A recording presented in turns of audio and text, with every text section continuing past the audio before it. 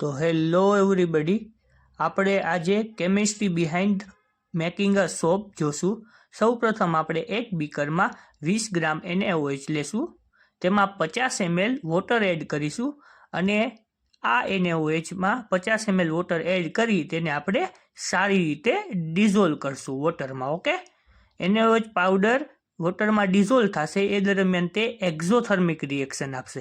Exothermic રિએક્શનનો મતલબ છે કે તે હીટ રિલીઝ કરશે, જેનાથી તમને બીકર ગરમ લાગશે. ઓકે, તમને બીકર ગરમ લાગશે અને જ્યારે તમે બીકરને ટચ કરશો ત્યારે તમને ખબર પડશે કે તે ગરમ થઈ ગયું છે. ઓકે, એ જ દરમિયાન આપણે NaOHને સારી રીતે ડિઝોલ્વ કરશું વોટરમાં અને એક બીજા બીકરમાં આપણે 20 ml કોકોનટ ઓઇલ લેશું. ઓકે, 20 ml કોકોનટ ઓઇલ આપણે એક બીજા બીકરમાં લેશું. ઓકે, 20 ml કોકોનટ ઓઇલ આપણે લઈ લીધું. આપણો NaOHનું સોલ્યુશન પણ તૈયાર છે, જે 50 ml વોટરમાં બનાવવામાં આવેલું છે. ઓકે,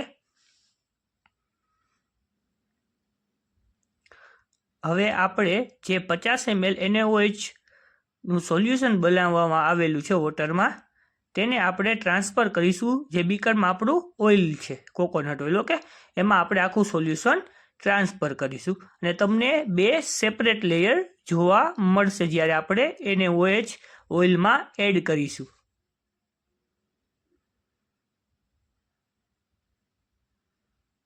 જોઈ લો, NaOHનું ક્લિયર સોલ્યુશન બની ગયું છે.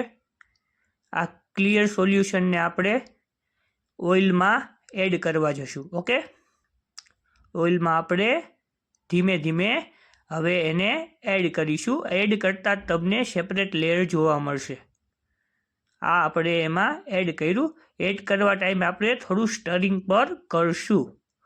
ઓકે, જેમ જ આપણે NaOHનું સોલ્યુશન ઓઇલમાં એડ કર્યું, તમને એક સેપરેટ લેયર જોવા મળશે, જેને એક આપણે સેપરેટ લેયર જોવા મળશે.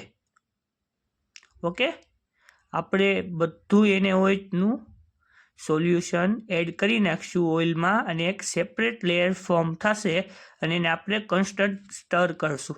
પછી એને આપણે 8 થી 10 મિનિટ માટે બર્નર ઉપર હીટ કરવા માટે મૂકશું, જેથી તેના બે લેયર, નીચેનું લેયર ને ઉપરનું લેયર બંને અલગ થઈ જાય. ઓકે, અને આપણે એક સેપરેટ સોપનું લેયર મળે અને નીચે આપણે સ્પેન્ટ લાઈ મળે.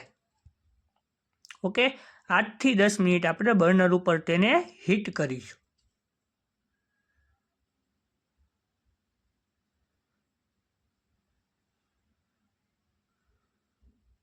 આઠ થી 10 મિનિટ હીટ કર્યા બાદ આપણે તેને લઈ બર્નર ઉપરથી કૂલ ડાઉન કરી તેમના 15 ગ્રામ NaCl એટલે સોલ્ટ, મીઠું એડ કરશું, જેથી બંને લેયર એકબીજાથી સેપરેટ થઈ જાય, જે ફોર્મ થયા છે. એક જે નીચે સ્પેન્ટ લાઈનનું છે અને એક ઉપર જે સોપનું છે. ઓકે, બંને લેયરને આપણે સેપરેટ કરવા માટે આપણે 15 ગ્રામ NaCl એટલે સોલ્ટ એડ કરીશું અને કોન્સ્ટન્ટ સ્ટરિંગ કર્યા